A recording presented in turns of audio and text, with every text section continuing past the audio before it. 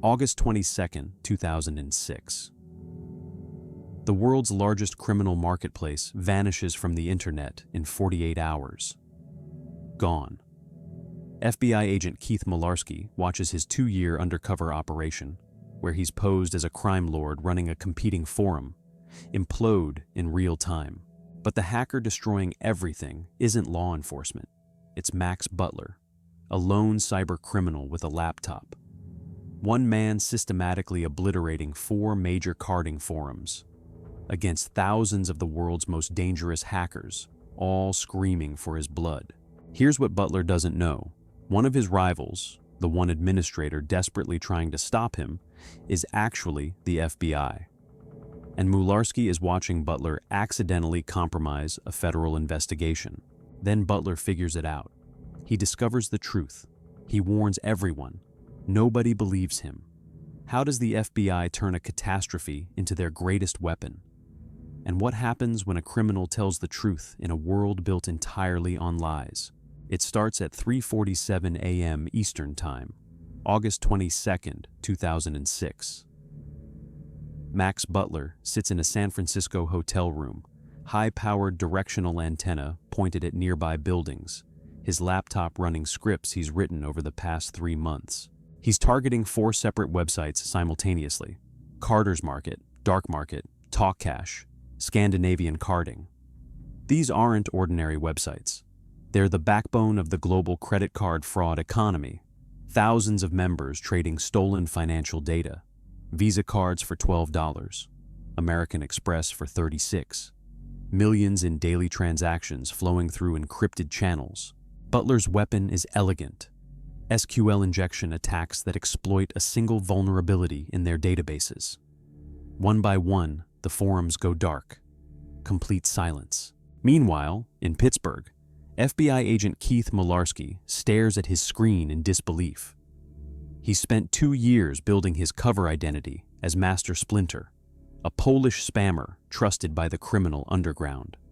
700 days, 18-hour shifts, learning their language, their culture, their paranoia. He's not just infiltrating DarkMarket, he's essentially running it, building cases against dozens of high-value targets, mapping international crime networks, documenting millions in fraud, and now someone is destroying it all. Within 6 hours, Butler has downloaded everything: complete user databases, usernames, passwords, private messages, transaction records. The digital lives of thousands of criminals now stored on his hard drives. But here's the insane part. Butler isn't stopping at destruction. By the next morning, CardersMarket comes back online, under new management. Butler posts a simple message to the criminal underground. One forum, one set of rules, one marketplace where we can all profit without the drama. He's not just hacking these sites, he's consolidating them, building an empire. What Butler doesn't know is that he's just hacked the FBI itself. Max Butler started as one of the good guys, a security researcher at CERT, hunting vulnerabilities to protect networks. Then in 2003, he crossed a line: unauthorized access to government computers, prison sentence, released homeless, sleeping on a friend's couch. Here's the psychological trap that caught him. A criminal record meant no legitimate security work. The skills that could have protected systems were now the only way he could survive. So he turned them against the system itself. By 2006, Butler had already stolen 2 million credit card numbers, $86 million in fraudulent purchases. His method was sophisticated: rotating hotel rooms, directional antennas, hijacking wireless access to banks and credit unions. Always moving, always careful. He told himself a simple story. The banks are insured, the consumers are protected, nobody really gets hurt. But that story was a lie. Real people lost their savings. Families couldn't get mortgages. Small businesses went under. Identity theft doesn't just steal money. It steals time, trust, peace of mind.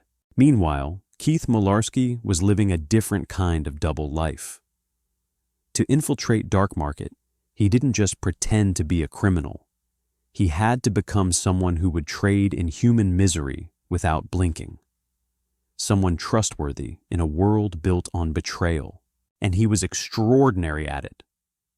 By 2006, Mularski had become so trusted that criminals came to him to resolve disputes. He was the steady hand in chaos, the reliable administrator when everything else felt unstable. Two obsessives on a collision course, one seeking to build a criminal empire, the other already running one for the FBI. And that's when everything changed. Butler's hostile takeover forces the FBI into an impossible decision. 2 years of work compromised, dozens of targets potentially lost, Mularski's cover possibly blown. The crisis meeting happens in the Pittsburgh field office, August 24, 2006, 11 a.m.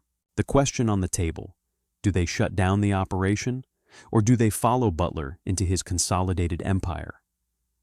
Here's what makes Mularski's decision brilliant. He realizes Butler's power grab is actually a gift. Instead of criminals scattered across 4 forums, they're now all in one place. Butler thinks he's built an impenetrable empire. He's actually built the FBI's dream scenario, a single target rich with intelligence. Mularski makes the call. He'll join CardersMarket as a high-value member, maintain his reputation, continue gathering evidence. For 6 months, it works perfectly. Butler's consolidated forum becomes even more successful than the original 4 combined. Criminals feel safer with a single, strong administrator. Transaction volumes increase. The FBI documents everything. But then, early one morning in 2007, Max Butler notices something in his server logs. It's a single IP address, connected to Master Splyntr's account. Butler is paranoid by necessity. He routinely analyzes every login, every connection pattern, every anomaly. It's how he's survived this long. This IP address resolves to a government facility in Pittsburgh. The login times match FBI business hours. The location never changes. Butler cross-references the data, compiles the evidence, runs it again to be certain. Master Splyntr is logging in from FBI Pittsburgh field office. The FBI is running one of the largest criminal forums in the world. Here's the psychological trick Butler faces now. He has absolute proof of something impossible to prove. In a community built on paranoia, how do you convince people that reality is stranger than their worst conspiracy theories?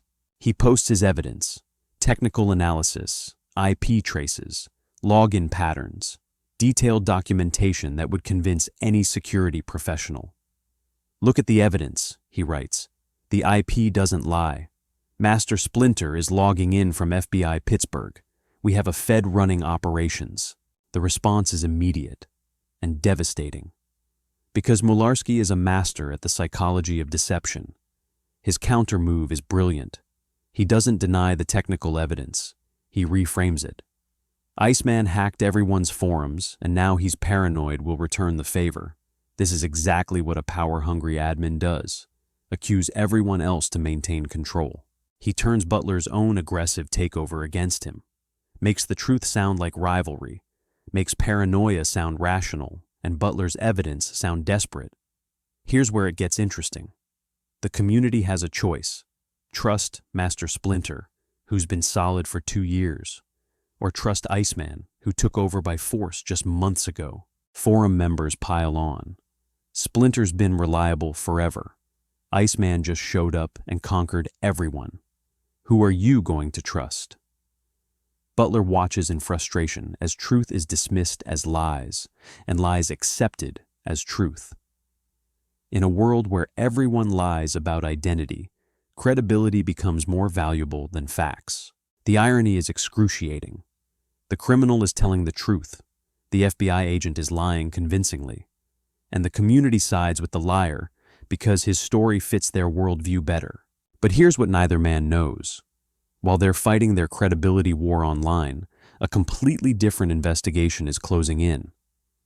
What Butler didn't know yet was that his physical partner had become his greatest liability. That moment of discovery was still months away. Jonathan Giannone, a CardersMarket administrator, gets arrested in June 2007. Within hours, he's cooperating, giving up names, methods, connections. He leads investigators to Christopher Aragon, Butler's cash-out partner. The man who turned stolen data into physical goods. When they arrest Aragon, they find everything: encoded cards, fake IDs, purchase records, the physical evidence that makes digital crimes prosecutable. The Secret Service takes the lead. A 6-agent team builds their case the old-fashioned way: informants, surveillance, paper trails. Butler is still obsessed with exposing Master Splyntr, still posting evidence, still trying to convince people of what he knows is true. He has no idea the real threat isn't the FBI agent he's identified. It's the traditional police work happening in the physical world while he fights his digital war. September 2007. Early in the morning, a team of Secret Service agents stand outside Butler's San Francisco apartment. Inside, Butler sits at his laptop, still trying to convince the criminal underground that Master Splyntr is FBI. The knock comes. Max Butler, open the door, Secret Service. His first words when they arrest him: "You need to know the FBI is running DarkMarket. Master Splyntr is Agent Keith Mularski. I have proof." The agent looks at him with something like pity. "We know about Agent Mularski. That's not why you're under arrest." The moment freezes. Butler's entire reality inverts. They already knew. Everyone in law enforcement already knew what he desperately tried to prove. His truth-telling meant absolutely nothing because his crimes were the point. He was right about everything, and being right destroyed him. But the story doesn't end with Butler's arrest, because Mularski's operation kept running. For months after Butler was in custody, the FBI continued gathering evidence, making connections, building cases against the criminals who dismissed Butler's warnings. Here's what nobody expected. The final accounting reveals something extraordinary. February 12, 2010. Federal Court in Pittsburgh. Judge Maurice B. Cohill Jr. hands down the sentence. 13 years. The longest hacking sentence ever imposed in the United States at that time. $27.5 million in restitution for 2 million stolen credit cards, 86 million in fraudulent purchases, thousands of affected banking institutions. "I am quite impressed by the cooperation shown by Mr. Butler," Judge Cohill says, "but the scope of the crimes demands serious consequences." Meanwhile, Mularski's operation produces dozens of arrests worldwide, $70 million in economic loss prevented. One of the most successful undercover operations in cybercrime history. Here's the question nobody can answer. What if Butler had succeeded in exposing Mularski earlier?